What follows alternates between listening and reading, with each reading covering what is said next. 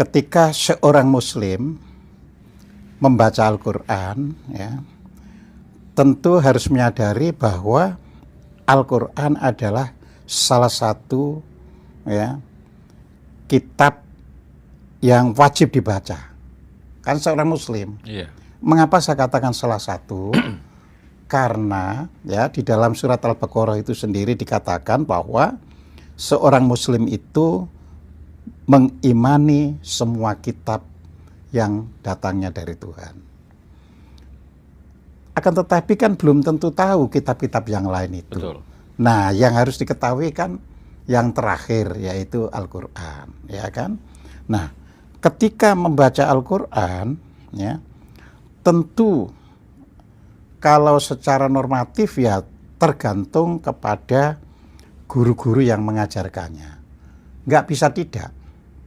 Ya, saya pun ketika kecil, ya kan, masih kanak-kanak, masih itu ya mengikuti guru-guru, ya.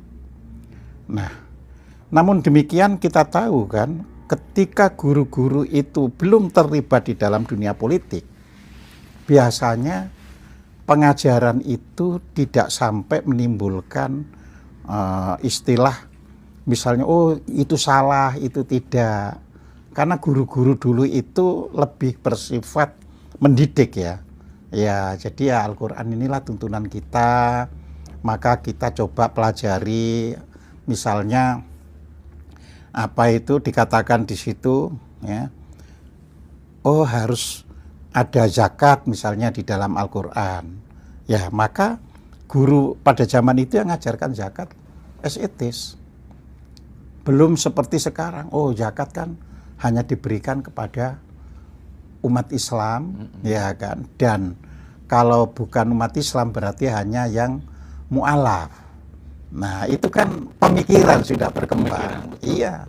Pada mulanya ya kalau zakat terus kita lihat di Al-Quran ya fakir miskin misalnya itu tidak ada hubungannya Dengan agama. iya dengan agama gitu loh ya. Nah, mu'alaf itu apa? Mu'alaf itu kan orang-orang yang punya pengaruh, ya, punya pengaruh, lalu dia dibujuk istilahnya, ya. Jadi kalau tidak punya pengaruh, dia tinggal masuk kategori apa itu fakir atau miskin. Lah kalau punya pengaruh, nggak apa-apa kan. Misalkan, ya saya berikan sumbangan ini dari zakat Islam, supaya Bapak misalnya bisa berbagi, ya. Konteksnya kan itu, ya, jadinya gitu loh, ya. Nah, ketika orang sudah membelokkan pengertian itu, loh kok ini nyangkut politik ini ya, nah kita harus ngerem, ya.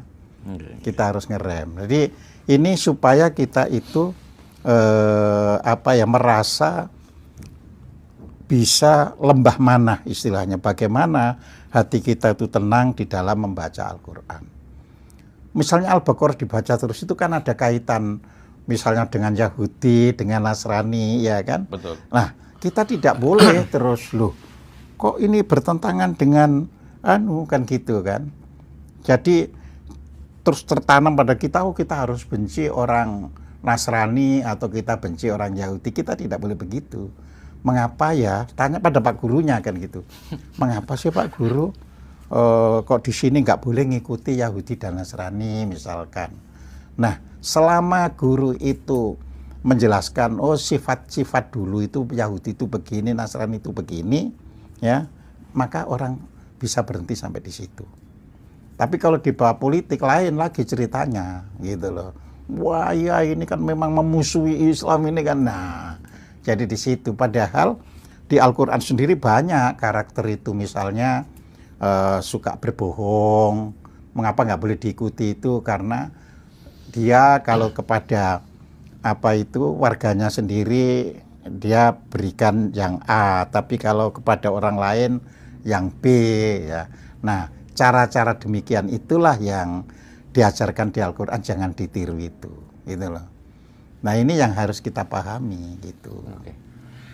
Saya pernah mengikuti suatu kajian ketika Pak gurunya itu menerangkan membabar masalah Yahudi dan Nasrani, beliau itu bilang bahwa Yahudi itu sebenarnya akar katanya dari orang yang mendapatkan petunjuk dari Yahuda.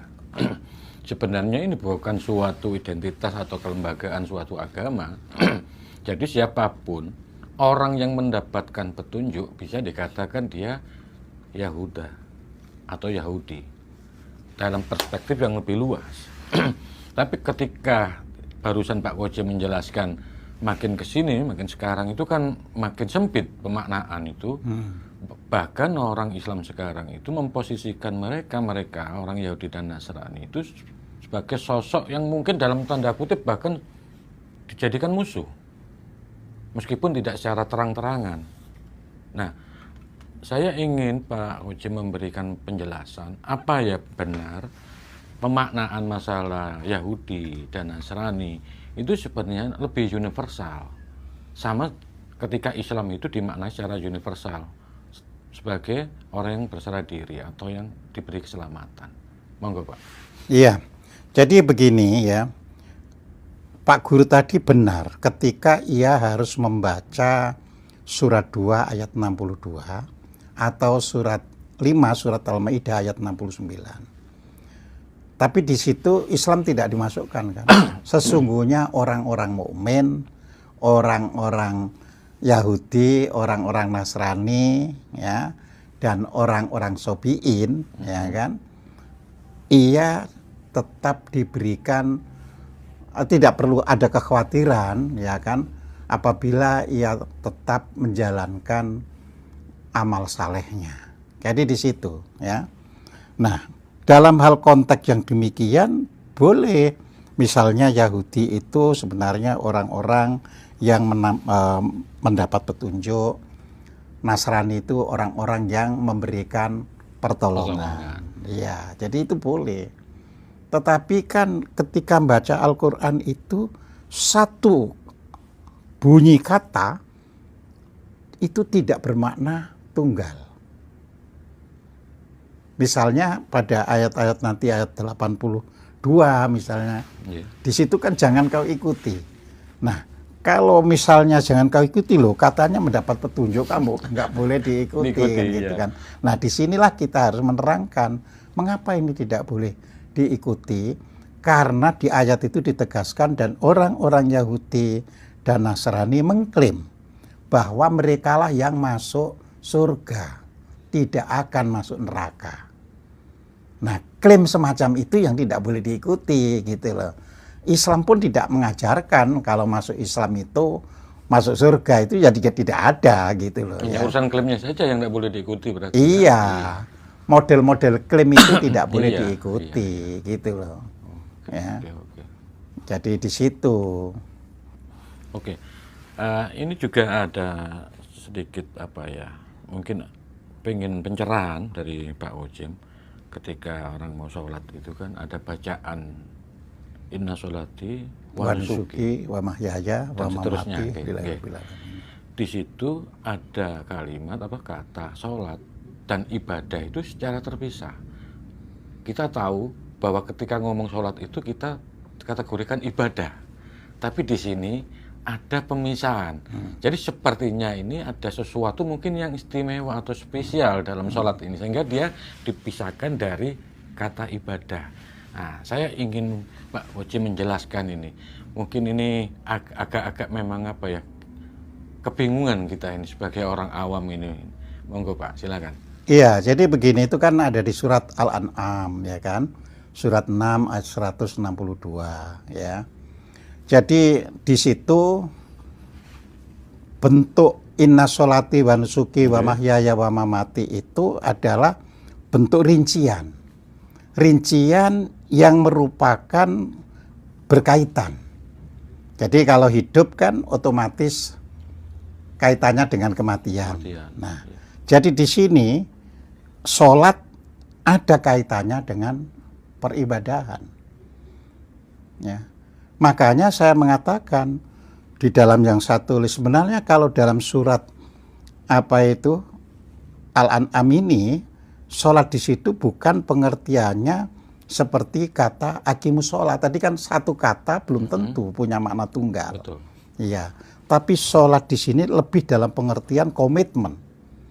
Jadi komitmen itu harus menjadi landasan bagi ibadah. Gitu loh. Tanpa ada komitmen, ibadah itu ya sia-sia. Jadi sholat di sini dalam pengertian komitmen. Ya. Nah, jadi apapun nanti yang disebut ibadah, apapun, itu harus dilandasi oleh komitmen. Ibadah sendiri nggak bisa diperinci 1, 2, 3. Karena semua bentuk pengabdian adalah ibadah. Iya, betul. Ya, seorang suami bekerja dengan halal ya untuk mencari nafkah bagi kehidupan seluruh anggota keluarganya, Itu ibadah. Betul. Ya kan? Betul. Ya, seorang guru datang dari rumah ke kelas dengan tujuan ingin mencerdaskan anak-anak yang diajar, ibadah. Ibadah juga. Nah, tapi ini kan bisa pura-pura kalau tidak dilandasi komitmen. Misalnya sekarang ini kita jujur saja, Oke. ada orang yang ngajar di berbagai macam sekolahan. Karena kalau ngajar di satu sekolahan, gajinya tidak cukup. Ya kan? Iya, Jadi iya. dia jadi guru di misalnya SMA A, ngajar juga di SMA B, ngajar betul, juga betul. di SMA C, ya kan? Jadi di sini tidak ada komitmennya. Yang penting dia sudah menyampaikan kurikulum yang diajarkan. Nah, ini tidak benar. Gitu. Begitu seseorang itu, aku ngajar, itu harus punya komitmen bahwa apa yang saya diajarkan ini hal yang benar dan akhirnya murid yang saya ajari mengerti. Nah, ini ya. Saya pernah menjadi guru. Sehingga kalau besok mau membuat ulangan, Mas, itu saya betul-betul malamnya itu melek sampai jam 2 malam karena saya harus membuat pertanyaan yang sudah saya ajarkan.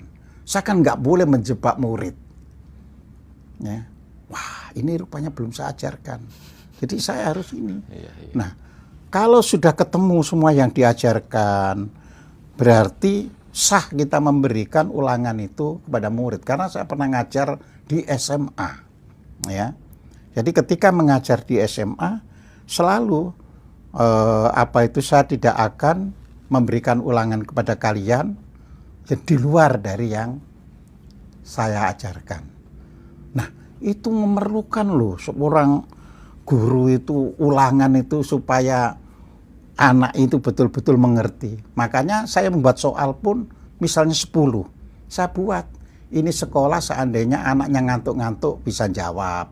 Terus nanti dibuat soal lebih sulit sedikit lagi. Sampai soal yang paling sulit. Dengan perimbangan kalau dia sekedar datang di sekolah dan mendengarkan masih dapat angka 6. 5 atau 6. Walaupun nanti ada yang tetap dapat angka 2. Ya, berarti saking nemennya untuk kan gitu kan nggak memperhatikan gitu. Juga ada yang dapat 10. Saya nggak boleh seperti zaman guru zaman dulu. Ya 10 itu untuk Tuhan, 9 untuk guru, 8 untuk kamu, juga tidak boleh begitu. Ya, kita buat. Nah, membuat soal demikian itu bisa sampai jam 1, jam 2 malam. Ya. Jadi ini pentingnya ketika kita itu mengajar ya orang. Makanya di situ komitmen untuk beribadah, gitulah artinya. Terus keduanya kan wa mahyaya wa mamati, ya kan? Artinya hidup itu melakukan segala sesuatu yang menjadi persiapan kematiannya. Nah, itu tadi komitmen untuk ibadahnya, hidup untuk persiapan kematiannya, karena setiap orang bakal mati. Nah, jadi di situ ya. Dan itu semua lillahi ta'ala gitu loh ya. Bukan karena ada urusan ekonomi, ya, finansial, urusan ekonomi, ya, dan urusan sebagainya. dipuji, Betul, urusan betul, ini betul. itu ya, tidak ada pamrih lah gitu. Dari salah satu buku yang jenengan tulis itu ya tentang 7 lapisan 7 lapisan tubuh atau jiwa itu, ini ada pertanyaan Pak Ujim tentang mungkin ya, apakah dari 7 lapisan itu ya, kira-kira lapisan mana yang mungkin sering orang itu mengabaikan karena mungkin apa ya, entah karena kecetekan, keminiman literasi atau ilmu, dan kira-kira nanti apa dampaknya dari misalnya sampai terabaikan itu dalam istilahnya kehidupan sehari-hari secara nyata itu. Iya. Jadi 7 lapisan itu adalah proses melatih diri berkesadaran. Intinya itu begitu ya. Proses melatih diri berkesadaran ya. Nah, tentunya orang hidup ini banyak mengabaikan yang semakin ke atas. Ya kan? Jadi contohnya gini kan. Yang pertama itu adalah lapisan koser. Koser itu adalah lapisan material. Jadi orang hidup itu kalau mengikuti hukum Maslow ya adalah memenuhi kebutuhan hidupnya, fisiknya. Yeah. Ya. Nah, pasti nggak diabaikan di situ, ya kan? Jadi kebanyakan orang di situ selalu mengerjakan, gitu kan. Terus yang kedua ya ini lapisan solder ya. Yang namanya lapisan solder itu adalah mulai menyadari fungsi hidup itu. Maka disitulah orang itu mulai ingin berteman, ingin bergaul dan sebagainya. Ini melibatkan pikiran berarti. Loh, selalu. Iya.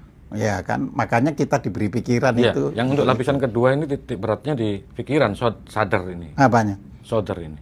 Bukan, ya ini masih gerak dari naluri kan. Oh. Kan nalurinya orang itu ya ingin berteman, ingin itu dan sebagainya. Oke. Ya kan? Masih belum berbahaya kalau orang menguasai 1 sampai 2 itu, ya. Nah, bahayanya manusia itu karena tidak mau ya melatih diri di lapisan ketiganya. Ya, itu namanya lapisan kolbu, lapisan jantung. Ya. Jadi sampai di situ manusia gampang sekali terdorong untuk emosi. Ya. Jadi kalau masih 1-2 itu masih naluri, masih baik-baik saja. Iya. Tapi begitu sudah kolab ini emosi. Ya. Nah, di lapisan 3 ini bahayanya apa? Orang mudah sekali didoktrin, didogma. Nah ini kan. Hampir semua orang beragama, saya tidak mengatakan semua orang beragama, tapi hampir semua orang beragama itu terjebak di lapisan 3 ini. Jadi hanya main emosi. Ya, nggak ngangkat istilahnya. Ya. Makanya nggak cocok dengan orang lain, langsung marah. Wah itu sesat itu anu. Ya, padahal dia yang mengatakan sesat itu mungkin sesat sekali, tapi orang lain yang sudah dikatakan dulu sesatnya. Jadi itu adalah lapisan ketiga, Mas. Lah di sini agama guru-gurunya loh gagal untuk mengajarkan. Seharusnya minimal lapisan ketiga ini dihasilkan dulu supaya orang tidak gampang emosi, supaya orang ya. Jadi makanya bangsa-bangsa yang dapat dikatakan masih terasing, gak gampang emosi loh. Ya, bayangkan kan dulu orang-orang Barat itu masuk ke Amerika Latin, orang Indian itu nerima mereka. Justru yang emosi orang Baratnya orang kan, Baratnya, akhirnya membunuhi orang-orang genosida itu. Iya. Akhirnya. Bangsa Nusantara bisa menerima migran dari manapun, ya dari Arab, India, dari Cina, dari Persia, diterima semuanya. Berarti secara emosional ia bisa memahami, oh ya dia butuh makan, ya di sini nggak kurang, oke monggo.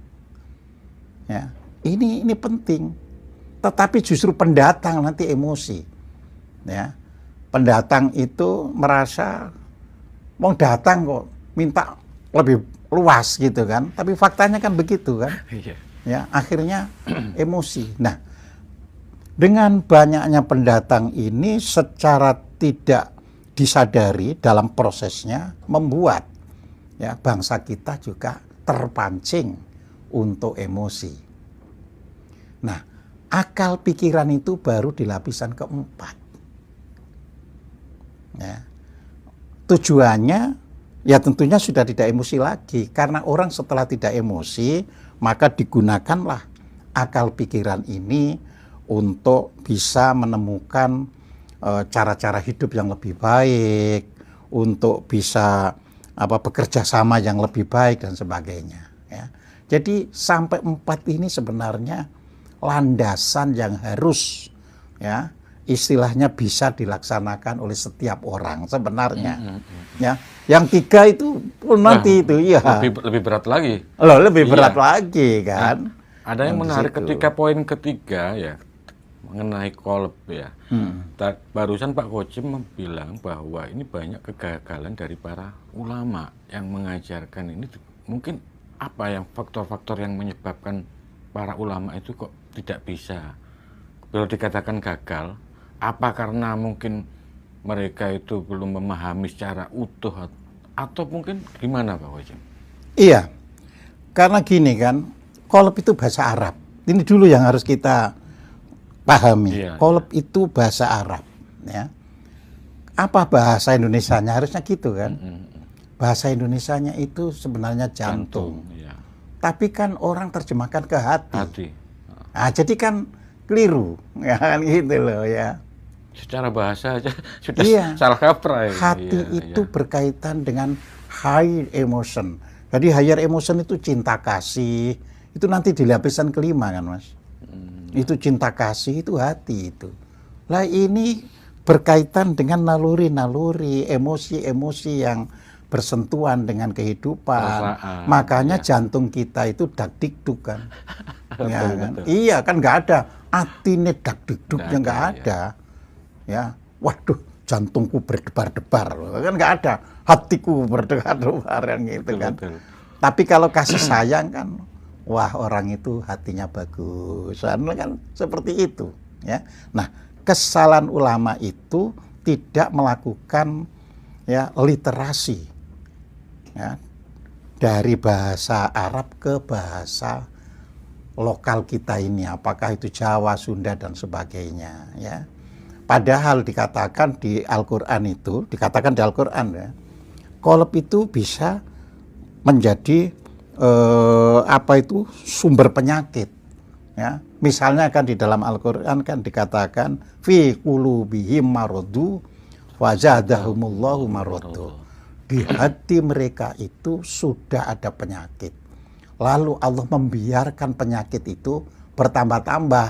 Tapi diterjemahkan kan Allah menambahkan penyakit, padahal terjemahan yang benar itu menjadi bertambah-tambah kan gitu kan. Lah wong Allah itu sudah jelas kasih sayang ya. Jadi kalau di dalam Asmaul Husna yang menjadi urutan ya atau susulan asmanya adalah Allahur Rahmanur Rahim. Itu patokan. Jadi kalau tidak bersifat Rahman dan Rahim berarti bukan Allah gitu loh ya. Jadi Allah itu Rahman dan Rahim ya. Nah, disinilah ketika dikatakan fi qulubihim maradu, artinya Allah memberitahu, loh di hati mereka itu memang ada penyakitnya kan gitu kan. Ya, kedengkian, kekecewaan, dendam dan sebagainya itu marad ya, penyakit. Lalu hanya ditambahkan fazadahumullahu maradu. Sayangnya ini tidak di literasi yang benar. Cuma ditambahkan maka Allah menambahkan penyakit ke dalamnya. Padahal mestinya Allah membiarkan penyakit itu bertambah-tambah. Karena nggak ngerti dikasih sayangi ya dibiarkan kan gitu. Iya.